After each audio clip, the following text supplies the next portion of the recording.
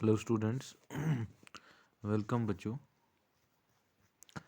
आज का जो हमारा टॉपिक है, हम नेक्स्ट यूनिट स्टार्ट करने जा रहे हैं। रिडॉक्स रिएक्शन हमने पढ़ा, जो कि आपका यूनिट था वो सिर्फ 2 मार्क्स का यूनिट है, तो उसमें हमने सफिशिएंट पढ़ा है। अब इस यूनिट में एस ब्लॉक एलिमेंट्स हम जल्दी से ये इनऑर्गेनिक का पोर्शन पूरा करते हैं, और टाइम बहुत कम है। आपको ऑर्गेनिक पढ़ना है और ऑर्गेनिक आपका बड़ा बेसिक है, तो टाइम ना वेस्ट करते हुए हम आपका क्लास 11th का आपका unit number 10 S block element को स्टार्ट करते हैं।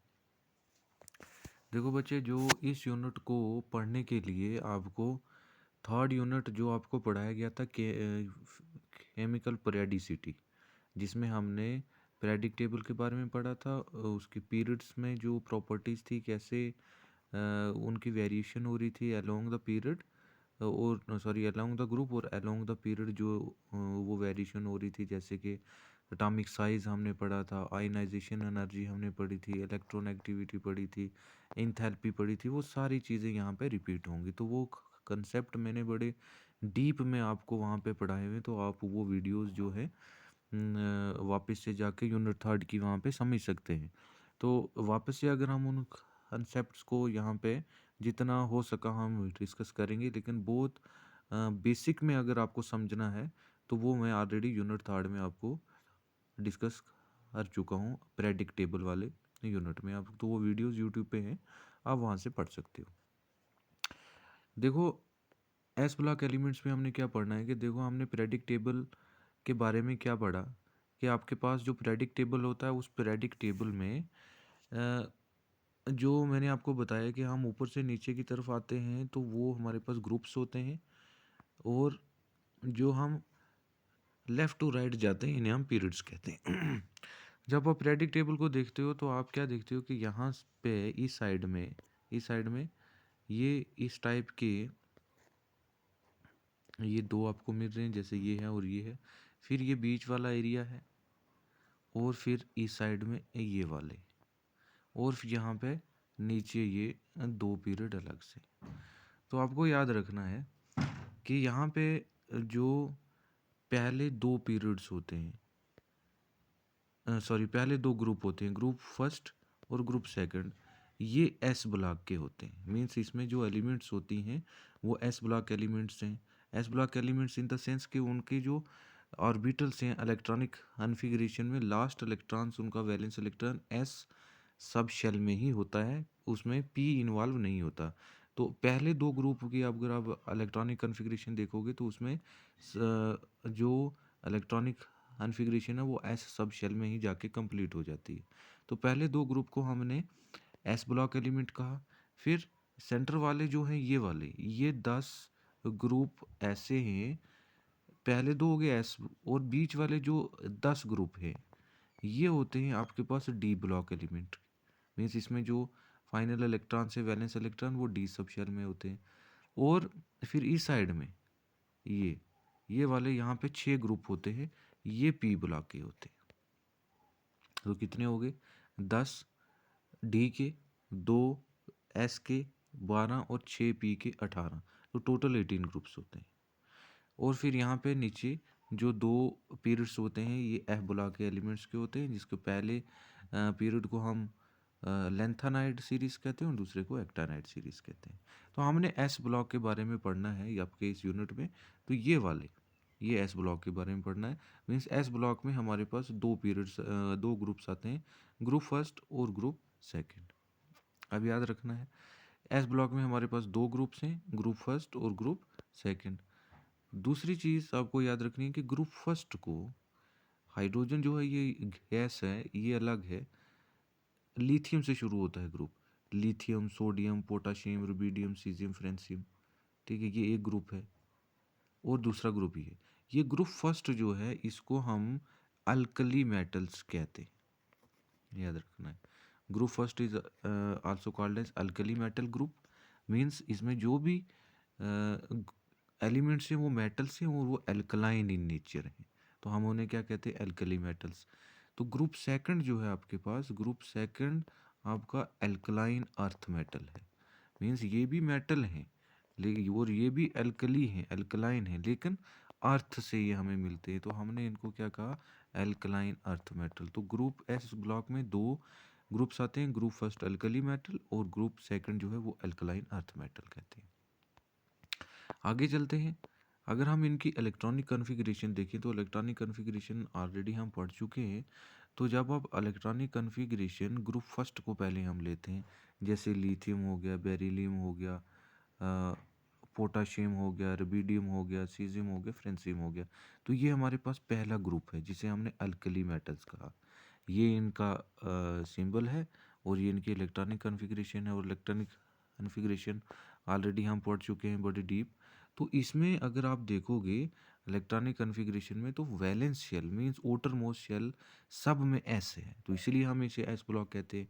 इसमें वैलेंस शेल 2 है, 2s है, इसमें 3s है, 4s है, 5s है, ठीक है, और 5s है, और फिर 6s है, और फिर 7s है। तो ये एस ब्लॉक एलिमेंट है क्योंकि इनमें जो वैलेंस इलेक्ट्रॉन जो है वो फॉल कर रहा है वो एस सब शेल में ही फॉल कर रहा है। और ये इलेक्ट्रॉनिक कॉन्फ़िगरेशन मैं बता चुका हूँ आपको, ये तरीके जो हैं कि आपको यहाँ पे कौन से रूल फॉलो करने हैं इलेक्ट्रॉनिक कॉन्फ़िगरेशन में, वो चीज़ें हम अभी डिस्कस नहीं करेंगे। इलेक्ट्रॉनिक कॉन्फ़िगरेशन पे बड़ा ब्रॉडली हम पढ़ चुके हैं कि आपको कैसे इलेक्ट्रॉनिक कॉन्फ़िगरेशन करनी है। तो एस ब्लॉक की पहले जो एलिमेंट्स हैं इनकी आपको इलेक्ट्रॉनिक कॉन्फ़िगरेशन करनी है। फिर दूसरी जो है इलेक्ट्रॉनिक कॉन्फ़िगरेशन के बाद पहली प्रॉपर्टी आ गई इलेक्ट्रॉनिक कॉन्फ़िगरेशन एस ब्लॉक के पहले ग्रुप की, जिससे हम अल्कली मेटल मींस ये पहला ग्रुप जो कि lithium, sodium, potassium, rubidium, caesium और फ्रेंसियम, ये आपको याद होना चाहिए कि ग्रुप फर्स्ट है एस ब्लॉक का, इसे हम अल्कली मेटल कहते हैं। और इसमें कौन कौन से एलिमेंट्स आते हैं ये आपको याद होना चाहिए, और इनका एटॉमिक नंबर और इनका सिंबल आपको पता होना चाहिए। अब और इलेक्ट्रॉनिक कॉन्फ़िगरेशन पता होना चाहिए, पहली प्रॉपर्टी होगी। अब दूसरी, और ये आपको तभी होगा जब आप इनको प्रैक्टिस करोगे। दूसरी, अब हम प्रॉपर्टी देखेंगे एटॉमिक साइज़ की या आयनिक रेडियाई, एटॉमिक रेडियाई। तो ये भी हम डिस्कस कर चुके हैं कि न्यूक्लियस और वैलेंस शेल आपको बताया, आउटर मोस्ट शेल, न्यूक्लियस और वैलेंस शेल के बीच में कितना डिस्टेंस है, इसी को हम एटॉमिक साइज कहते हैं। इसी को हम क्या कहते हैं, एटॉमिक साइज कहते हैं। अब हमें ये देखना है कि जब हम लिथियम से फ्रेंसियम की तरफ मींस पहले ग्रुप में, एस ब्लॉक के पहले ग्रुप में एल्कली मेटल्स में जब हम मूव करते हैं तो इलेक्ट्रॉनिक के एटॉमिक साइज इंक्रीज होता है या डिक्रीज होता है। तो ऑलरेडी हम पढ़ चुके हैं बच्चे, मैंने आपको बताया कि ये हम डोन द ग्रुप हैं कि जब हम डोन द ग्रुप आते हैं तो साइज क्या होता है, इंक्रीज होता है। मैंने बताया आपको कि जब हम पीरियड में जाते हैं साइज़ डिक्रीज़ होता है, और जब हम ग्रुप में नीचे आते हैं साइज़ इंक्रीज़ होता है। और दोनों के रीज़न बड़ी ब्रॉडली आपको बताए कि जब हम डोन द ग्रुप आते हैं साइज़ इंक्रीज़ इसलिए होता है क्योंकि नंबर ऑफ़ शेल्स इंक्रीज़ होते हैं। जैसे लिथियम का जल्दी से बता देता हूँ, लिथियम की इलेक्ट्रॉनिक कॉन्फ़िगरेशन क्या है, 1s2 2s1, तो मीन्स इसमें पहला शेल है और दूसरा शेल है। सोडियम में 1s2 2s2 2p6 और 3s1, इसमें तीसरा शेल हो गया। पोटाशियम में चौथा शेल हो गया। तो जो जो हम जा रहे हैं, तो लिथियम में न्यूक्लियस से यहाँ तक साइज है, वैलेंस शेल तक। सोडियम में ये तीसरा शेल हो गया, पोटाशियम में ये चौथा शेल हो गया। तो हम जो जो आ रहे हैं तो साइज जो है वो क्या कर रहा है, यहाँ पे सिर्फ इतना साइज था, यहाँ पे इतना हो गया क्योंकि 3 शेल हैं, और यहाँ पे इतना हो गया क्योंकि शेल क्या हो रहे हैं, बढ़ रहे हैं। तो as we are moving down the group, number of valence shells are increasing, and the distance between the nucleus and the valence shell is called as atomic radii, and hence the atomic size increases as we move down the group. दूसरा, अगर हम ionic radii की बात करें तो ionic radii मैंने आपको ये भी बताया है कि एक न्यूट्रल एलिमेंट के कंपैरिजन में एक कैटाइन का साइज जो है वो छोटा होता है। मींस जैसे मैंने आपको बताया था कि अगर एक एलिमेंट ए न्यूट्रल है और इसको हमने इससे एक इलेक्ट्रॉन को लूज़ कर दिया तो ए पॉजिटिव, तो इस ए का साइज़ बड़ा होगा और ए पॉजिटिव का साइज़ छोटा होगा। A positive is the cation, A positive का साइज़ छोटा होगा। अब जितना साइज़, जितने चार्ज ज़्यादा होंगे मींस आपके पास ए पॉजिटिव है, A2 पॉजिटिव है, A3 पॉजिटिव है। तो जितना पॉजिटिव चार्ज बढ़ रहा है उतना साइज़ छोटा होता जाएगा। तो A पॉजिटिव का साइज़ बढ़ा, उससे छोटा A2 पॉजिटिव, सबसे कम A3 पॉजिटिव का। ऐसा किस लिए? क्योंकि वैलेंस शेल से इलेक्ट्रॉन को हम निकालेंगे तो डिस्टेंस, एटॉमिक रेडियस क्या है, साइज़ क्या है कि न्यूक्लियस से वैलेंस शेल तक। तो जब हम वैलेंस शेल से इलेक्ट्रॉन ही निकाल दिया तो हमारा अब वो एक शेल कम हो गया है। जैसे हम सोडियम की बात करते हैं, सोडियम का एटॉमिक नंबर क्या है 11। तो इसकी इलेक्ट्रॉनिक कन्फिग्रेशन है 1s2 2s2 2p6 3s1। Means इसमें कितने शेल हैं, एक न्यूक्लियस, पहला शेल, दूसरा शेल और तीसरा शेल, इतना डिस्टेंस है। अगर हम इसी का एक इलेक्ट्रॉन निकाल दें, मीन्स Na पॉजिटिव कर दें, तो अब इसकी इलेक्ट्रॉनिक कन्फिग्रेशन क्या होगी? पहले इसमें 11 इलेक्ट्रॉन थे, अब Na पॉजिटिव हो गया तो 10 हो गए। तो 10 हो गए तो अब इसकी इलेक्ट्रॉनिक कन्फिग्रेशन होगी 1s2 2s2 2p6। अब 3s1 नहीं लिखेंगे हम, क्योंकि 10 इलेक्ट्रॉन पूरे करने। तो इस केस में हमें ये न्यूक्लियस हो गया, पहला शेल और दूसरा शेल। तीसरे शेल से तो हमने इलेक्ट्रॉन ही निकाल दिए तो शेल मिस हो गया। तो हमारे पास न्यूक्लियस से अब पहले वैलेंस शेल सोडियम के केस में 3s था, लेकिन अब Na पॉजिटिव के केस में वैलेंस शेल कौन सा है, 2, दूसरा शेल है। तो अब न्यूक्लियस और वैलेंस शेल के बीच में जो डिस्टेंस है इसको हम आयनिक रेडियाई कहते हैं, क्योंकि इस केस में कैटाइन बना है। तो कैटाइन का साइज छोटा होता है और न्यूट्रल एलिमेंट से कैटाइन का साइज छोटा होता है। ये चीज़ आपको याद रखनी है। ये यहाँ पे ग्राफिकल रिप्रेजेंटेशन में दिया गया है कि जब हम डोन तक ग्रुप आते हैं तो क्या होता है, शेल जो है वो इंक्रीज करते हैं। जैसे यहाँ 2 है, यहाँ 3 है, यहाँ 4 हो गए, यहाँ 5 हो गए, 6 हो गए, तो शेल बढ़ रहे हैं। तो डिस्टेंस क्या होता है, न्यूक्लियस से लेके यहाँ तक, न्यूक्लियस से लेके वैलेंस शेल तक, न्यूक्लियस से लेके वैलेंस शेल तक, न्यूक्लियस से लेके वैलेंस शेल तक, इसी को तो हम साइज कहते हैं। तो जब शेल बढ़ रहे हैं तो मीन्स हमें न्यूक्लियस से शेल, वैलेंस शेल तक अब दूर हो गया वैलेंस शेल, तो डिस्टेंस बढ़ेगा। उसके बाद ionization enthalpy and hydration enthalpy of alkali metals.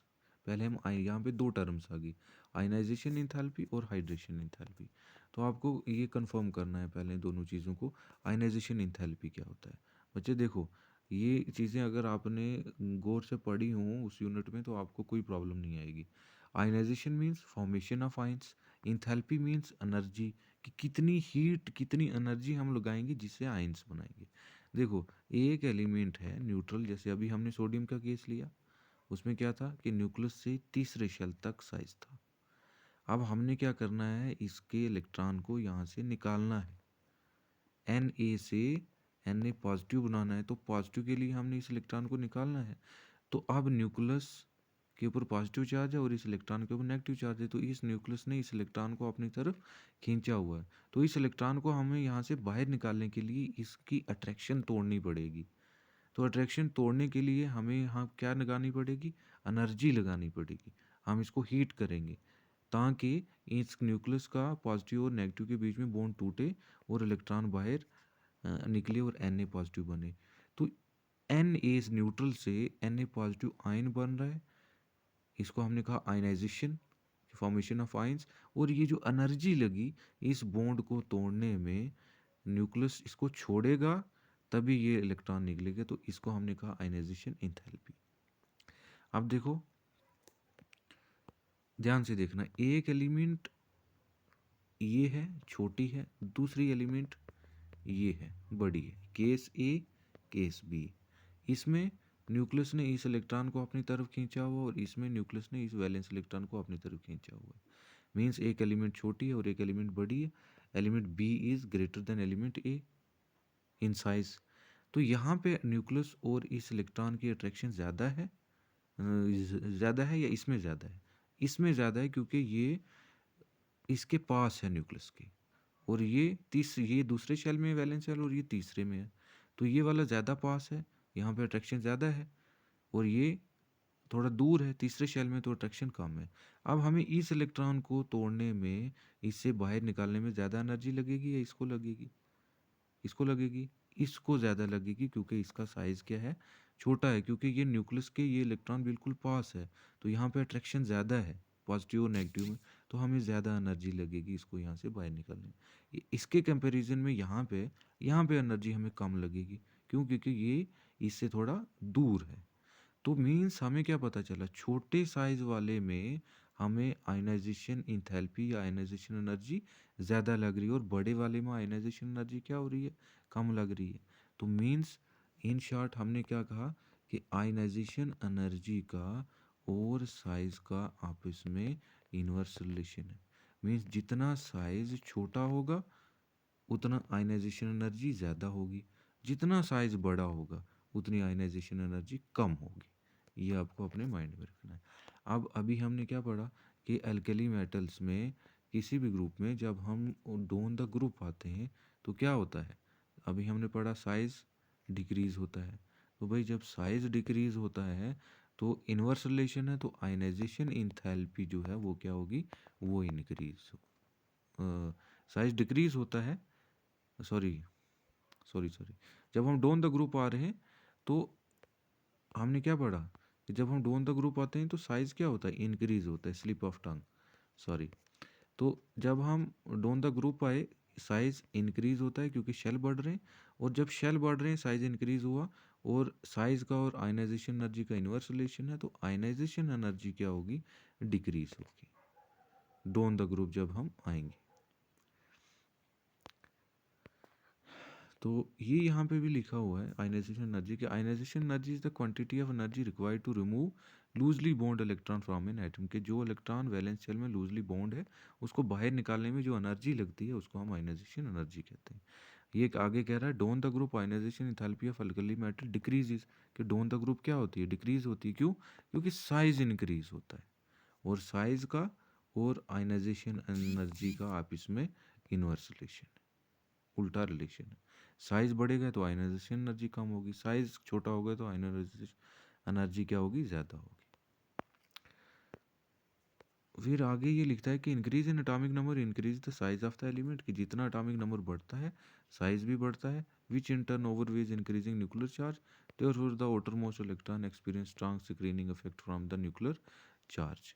इस स्क्रीनिंग इफेक्ट के बारे में भी मैंने आपको बताया गया है कि स्क्रीनिंग इफेक्ट क्या होता है कि न्यूक्लियस और वैलेंस इलेक्ट्रॉन के बीच में, इस न्यूक्लियस इस वैलेंस इलेक्ट्रॉन को अपनी तरफ खींचता है। तो कितना खींचता है, कितनी इन दोनों में अट्रैक्शन है, जितना ये न्यूक्लियस ज़्यादा खींचेगा उतना साइज छोटा होगा। लेकिन अगर यहाँ इस इलेक्ट्रॉन के वैलेंस इलेक्ट्रॉन के और न्यूक्लियस के बीच में बहुत सारे दूसरे शेल्स हैं और उन शेल्स में भी इलेक्ट्रॉन है, तो अब इस न्यूक्लियस और इस वैलेंस शेल के बीच में एक स्क्रीन बन गई, शील्ड बन गई, रुकावट बन गई। तो इस रुकावट से क्या होगा, इस न्यूक्लियस की और वैलेंस इलेक्ट्रॉन की आपस में अट्रैक्शन कम हो जाएगी और साइज जो है वो इंक्रीज हो जाएगा। और इस इफेक्ट को हम क्या कहते हैं, स्क्रीनिंग इफेक्ट। स्क्रीनिंग इफेक्ट क्या हुआ कि स्क्रीनिंग इफेक्ट ये हुआ कि न्यूक्लियस और वैलेंस शेल के बीच में एक रुकावट बन जाती है, शील्ड बन जाती है, जिससे साइज जो होता है वो इंक्रीज हो जाता है, क्योंकि न्यूक्लियस और वैलेंस शेल के बीच में अट्रैक्शन जो है वो कम हो जाती है। फर्दर ये कहता है the energy release as the result of formation of new bond between ions and water molecule is called as hydration enthalpy.